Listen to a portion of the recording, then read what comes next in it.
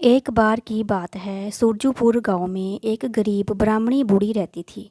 उसके 4 पुत्र थे। एक का नाम था केशव, दूसरा चंदन, तीसरा गौतम और चौथा आनंद। एक दिन बूढ़ी माँ अपने 4 पुत्रों को अपने पास बुलाती है। बुढ़िया, मेरे 4 पुत्र, अब मैं बहुत बूढ़ी हो गई हूँ। तुम चारों बड़े हो गए हो और मेरे पास तुम्हें देने के लिए कुछ भी नहीं है। तुम तो जानते ही हो, बहुत कम आयु में तुम्हारे पिताजी तुम्हें छोड़कर चले गए थे और मैंने बहुत मेहनत करके तुम चारों को पढ़ाया लिखाया और बड़ा किया। अब जब तुम खुद अपना अच्छा बुरा सोचने योग्य हो गए हो, तो मरने से पहले तुम्हारे पिताजी ने तुम्हारे लिए जो आदेश मुझे दिया था, उसे आज मैं तुम्हें बताना चाहती हूँ। मेरे पुत्रों, चारों भाइयों ने ये सुनकर खुश हो जाते हैं। केशव, ये आप क्या बोल रही हैं माँ?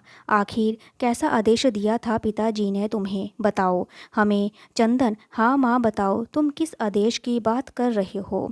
ऐसा कौन सा आदेश है जिसे पिताजी हमें दे कर गए? और माँ बुढ़िया, बेटा तुम्हारे पिताजी तुम चारों को ये आदेश दिया था कि जब तुम चारों बड़े हो जाओगे और यहाँ से कोसों दूर एक जंगल है जिसमें योगी भैरवनंदा रहा करते हैं, और जब तुम चारों बड़े हो जाओगे तो तुम्हारी जो भी इच्छा होगी वो तुम उनसे मांग लेना।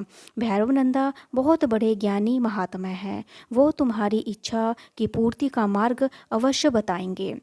केशव, क्या सच में माँ? अगर ऐसा है तो हम अवश्य ही योगी भैरवनंदा के पास जाएंगे और जो भी मार्ग वो हमें हमारी इच्छा पूर्ति के लिए बताएंगे उसे हम चारों भाई अवश्य अपनाएंगे। माँ चंदन, हाँ माँ, हम अवश्य ही भैरवनंदा योगी के आश्रम जाएंगे। बुढ़िया, ठीक है मेरे बच्चों, लेकिन तुम चारों ये अवश्य ही ध्यान रखना, तुम्हें अपनी इच्छा पूर्ति के लिए अपने मन में लालच उत्पन्न नहीं होने देना है। अगर ऐसा हुआ तो तुम्हारा मार्ग तुम्हारे लिए अभिशाप बन जाएगा। जल्द ही मेरे पास लौट आना, मुझे तुम्हारा इंतज़ार रहेगा। चारों भाई, ठीक है माँ, हम आपकी ये शिक्षा अवश्य याद रखेंगे। हम अपने मन में लालच को उत्पन्न नहीं होने देंगे। केशव, अच्छा माँ, अब हम योगी भैरवनंदा के आश्रम की ओर चलते हैं। रास्ते में आनंद, भाइयों, क्या सच में गुरु जी के पास दिव्य शक्ति है और बस बातें ही हवा में है? केशव, आनंद, ऐसी बातें नहीं करते। गुरु जी तपस्वी हैं, वो हमारे पिताजी के भी गुरु थे। आनंद, हाँ हाँ ठीक है, देखते हैं। गुरु जी को भी आज थोड़ी दूर चलने पर उन्हें भैरवनंदा का आश्रम दिखाई पड़ा। केशव, अरे वो देखो योगी भैरवनंदा का आश्रम, चलो उस ओर चलते हैं। तभी वो चारों आश्रम में जाते हैं। वहाँ उन्हें योगी भैरवनंदा ईश्वर में के ध्यान में मगन आश्रम के बाहर बैठे दिखते हैं। केशव, प्रणाम गुरुजी, अपनी आंखें खोलिए, हम बहुत दूर से आपसे भेंट करने आए हैं। हमें हमारी माता ने आपके पास भेजा है। आंखें खोलिए गुरुजी। भैरवनंदा, क्या बात है बालकों, आखिर कौन हो तुम और कौन है तुम्हारी माता जिसने तुम्हें हमारे पास भेजा है? केशव, हम ब्राह्मणी विश्वनाथ के पुत्र हैं गुरुजी। हमें हमारी माता ने आपके पास अपनी इच्छा की पूर्ति के लिए भेजा है। हमारे पिता ने इस संसार को त्याग करने से पहले हमारे लिए एक आदेश दिया था कि जब हम चारों बड़े हो जाएंगे तो हमारी इच्छा पूर्ति के लिए आपके पास चले आएं।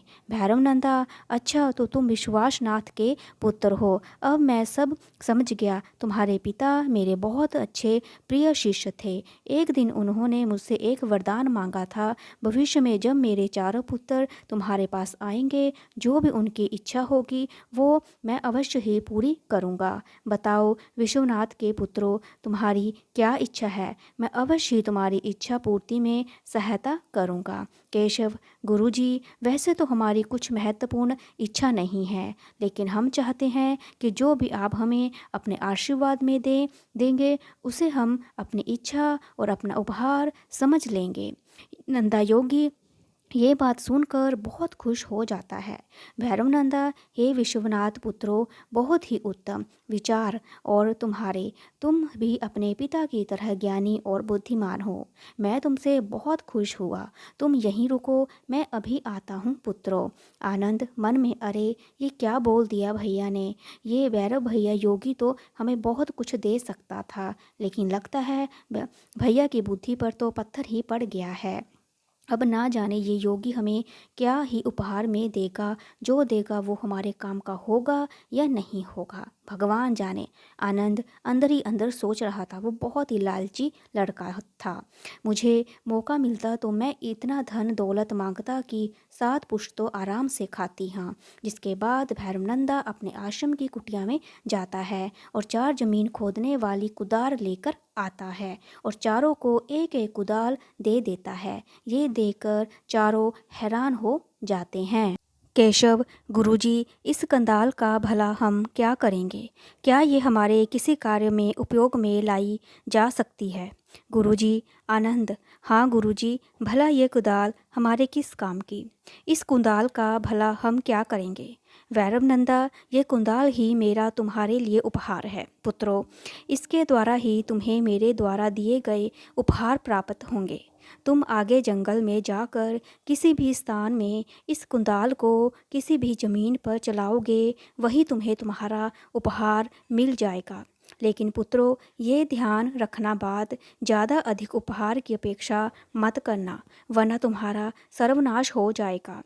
केशव, ठीक है गुरुजी, हम आपकी ये बात अवश्य ही ध्यान में रखेंगे। हम किसी भी लालचवश अधिक उपहार की अपेक्षा नहीं करेंगे।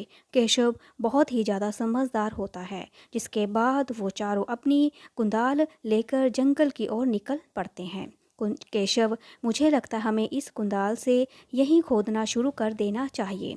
शायद गुरुजी के दिए गए उपहार में हमें इसी ज़मीन के अंदर मिलेंगे।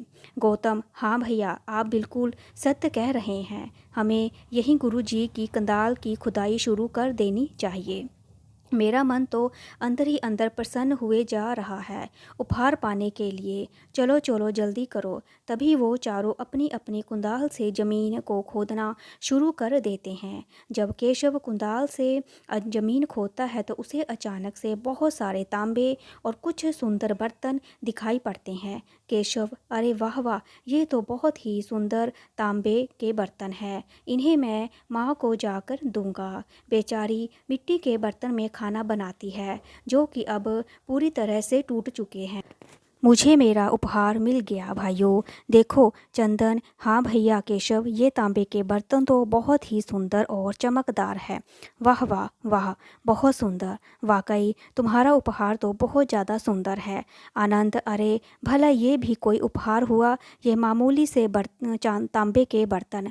तभी गौतम अपनी कुंदाल से ज़मीन खोद रहा होता है कि उसे चमकता हुआ एक सोने का हार दिखता है। गौतम, अरे ये देखिए भैया, देखिए देखिए, मुझे भी अपना उपहार मिल गया है। देखिए ये कितना सुंदर सोने का हार है। मैं इसे अपनी माँ को दे दूँगा। माँ कितनी खुश हो जाएंगी ना इस सुंदर हार को देखकर। केशव, अरे हाँ, ये तो सच में बहुत ही ज़्यादा सुंदर भी है और कीमती भी है। सच में माँ इसे देखकर बहुत खुश होगी। फिर चंदन अपने कुदाल से ज़मीन खोदने लगता है और तभी उसे एक पोटली दिखती है। चंदन, अरे ये कैसी पोटली है? अरे भाइयों देखो देखो, मुझे अपना उपहार मिल गया। ये देखिए, इस पोटली में कितने सारे सोने चांदी के सिक्के हैं। वाह, इस सिक्कों की मदद से मैं माँ के लिए एक सुंदर सी पट्टी ईंट वाली झोपड़ी बना कर दूंगा।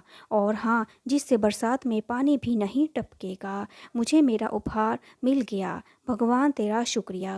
केशव, अरे वाह चंदन, सच में ये तो बहुत ज़्यादा सोने और चांदी के सिक्के हैं। इससे तो जो तुम चाहोगे वो अवश्य ही हो जाएगा। आनंद मन में, अरे इन तीनों को तो इतने कुछ मिल गया। ना जाने उस योगी भैरवनंदा ने उपहार में मेरे लिए क्या सोचा।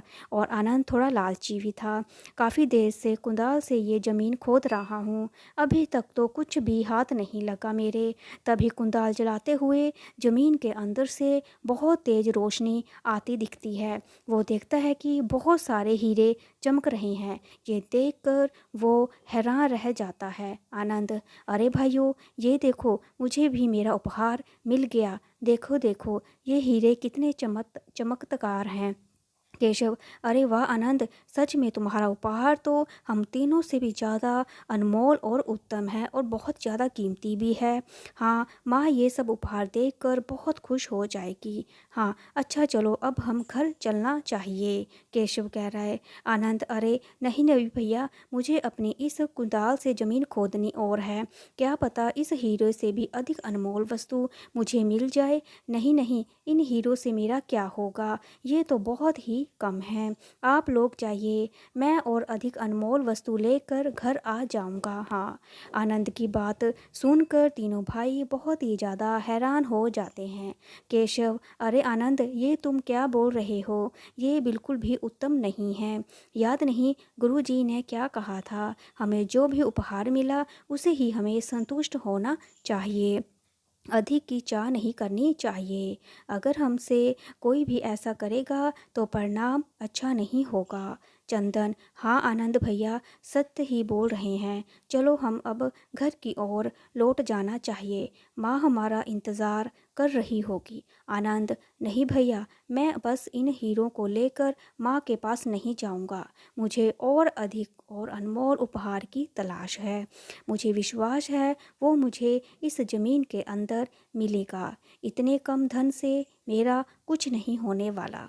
मुझे तो बहुत सारा धन चाहिए, ताकि यहाँ ज़मीन के अंदर ज़रूर दफन है वो। तुम लोग जाओ माँ के पास और मैं अपनी कीमती और बहुमूल्य उपहार लेकर ही रहूँगा। हाँ, वो खोदने लगता है। काफ़ी देर तक ज़मीन खोदने के बाद उसे ज़मीन में एक बहुत बड़ी सुरंग दिखाई देती है और अचानक से आनंद के हाथों से कुल्हाड़ छूटकर उस सुरंग में गिर जाती है, जिसकी वजह से आनंद का पैर भी फिसल जाता है और आनंद चिल्लाता हुआ उस सुरंग के अंदर गिर जाता है।